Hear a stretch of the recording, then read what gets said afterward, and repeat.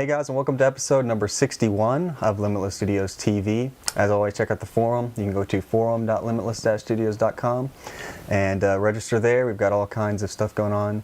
We just added a DAW software and a plugins subforum. Yep. So we had some requests for that, so that's been added. And we get like 50 posts to 100 posts a day, so it's pretty active. So this week we are going to be doing a video on compression. We got a lot of requests for explaining it and giving some examples, so that's what we're going to be doing today. Yeah. I guess the first thing we should probably talk about is what does a compressor do? The compression basically reduces the dynamics of your instrument, or in the case of a mix, you can reduce the overall dynamics of the mix, which you can then raise up the overall volume. A lot of times you use that in mastering.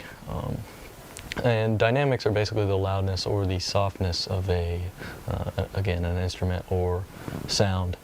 I guess we can show you a picture right here of an uncompressed wave, which is on the top, and a compressed wave, which is on the bottom.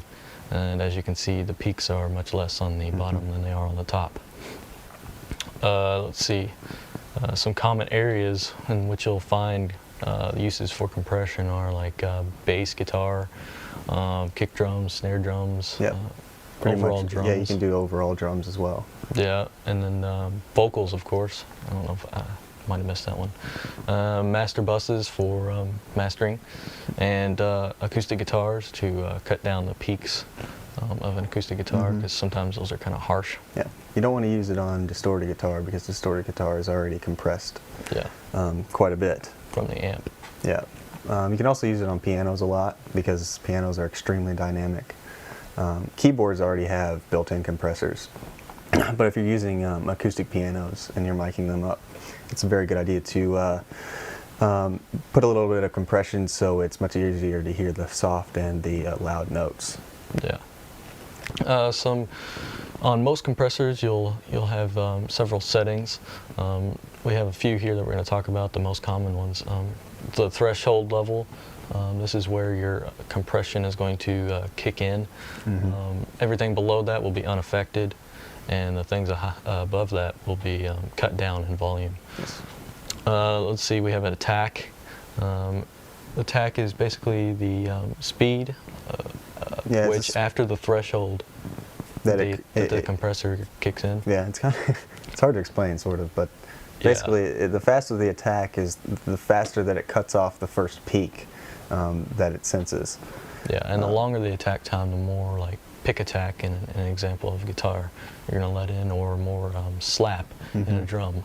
And another thing you have to realize is that if you're using compression in your software, it's going to be different than compression if you're doing real-time compression through hardware. Because in software, you have a look-ahead time. And so your attack can be instant, with absolutely no delay, whereas in hardware, you have to have some delay in your attack because you can't look ahead because the track hasn't been played yet and it can't predict the future. Yeah. But in software, you actually have more control over your compression than you do with an outboard hardware compressor. But usually hardware compressors tend to be better quality of compression. And then you also have a release time to go with the attack time, and that's how long after the compression stops. Another common thing you'll see on a compressor is the ratio setting, and this basically is how much compression or how much gain reduction you're going to get from the compressor. There's a way you can do like technical math with the threshold, but I just play around with settings. It's probably one of your best ways to figure out how to use a compressor. Yeah. And that's also, if you have an extremely high ratio, it basically turns your compressor into a limiter. Yeah, it's pretty much the only difference between a compressor and a limiter. You can sort of think of it as a master volume for your compressor, but disregard the volume. But it's overall how much compression you're going to have on your track. And then you also have makeup gain, which is going to bring the overall level of the uncompressed parts, the parts underneath the threshold. It's going to bring those up. however much dBs you set it at. Yep. We talked a little bit about gain reduction. It's kind of common sense what that is, but that's basically the amount of reduction in your dynamics you're getting. Most compressors will have a meter showing you how much. For a master mix, anything over -3 gain reduction is pretty much going to be pumping. Yeah. And I guess we should talk about, you can overdo compression. Easily. Yeah, it's very easily to do that, especially on a master mix, an overall master mix. So you might want to leave your mastering to an actual mastering engineer. Yeah. I guess we can give you a clip of what what pumping sounds like. We'll just do an overall master here, so you can listen to the effects of a pumping mix. Blindfolded in black jewel skies today. You're taken away from your faithful dare. Fighting from that evil joke within. All around the slack of history.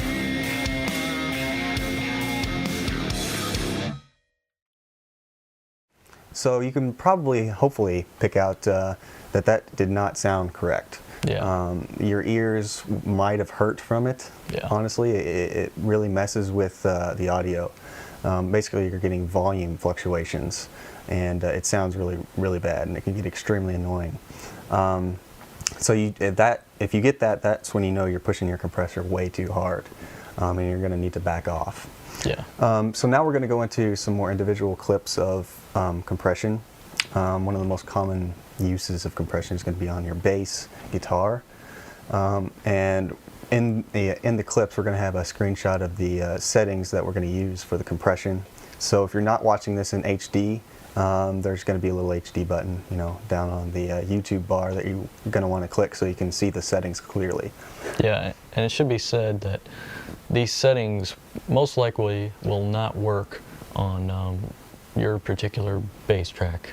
Yeah. These settings are just, it totally depends on the source material that you have of your actual bass guitar. Yep. So we're going to go ahead and show you that clip. Then we're going to come back and talk a little bit about vocals and acoustic guitar. So check that out.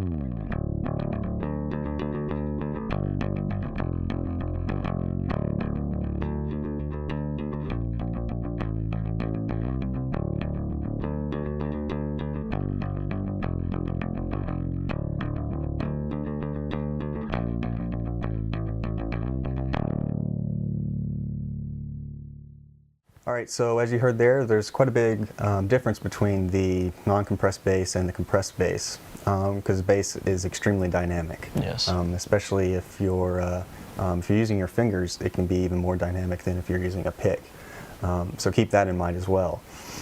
So next we're going to go on to vocals, which is where compression is going to really show its colors, because you're going to want to really compress the vocals so you can hear everything clearly that your singer is saying. Yeah, it really helps fit vocals into a mix, a full mix.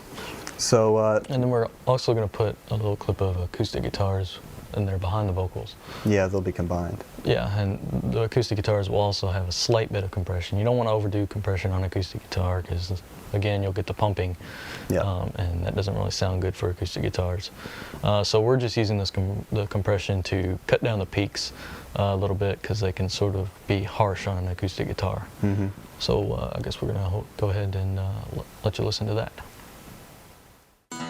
You've taken a part of me that cannot be undone. For the life you sing, oh, go away for my sake. Oh, you cannot be clear about not the world you have given us. Back away from there, and you'll find yourself apart. You've taken a part of me that cannot be undone. For the life you sing will go away for my sake. Oh, you cannot be clear about the world you have given us. Back away from there, and you'll find yourself apart. All right, so as you heard there's a big difference between the uncompressed and the compressed tracks. Compression is an essential tool when you're mixing and mastering, but it's also probably one of the hardest effects. Well, I don't even know if you'd call it an effect. I guess it's sort of an effect to master and get down, because you can do it wrong. And pumping is just one of the things that you can get wrong. If your release time is too long, then your dynamics aren't going to come up as fast as they should. And then all the other settings are essential to get right in a mix. So hopefully this video was helpful. There's a lot more stuff to go into than what we did here. So if you have any specific questions, you can ask them in the forums or in the comments, and we will answer them to the best of our ability. So I think that's going to do it for this video, and we will be back next week in episode 62 with something brand new. So we will see you then.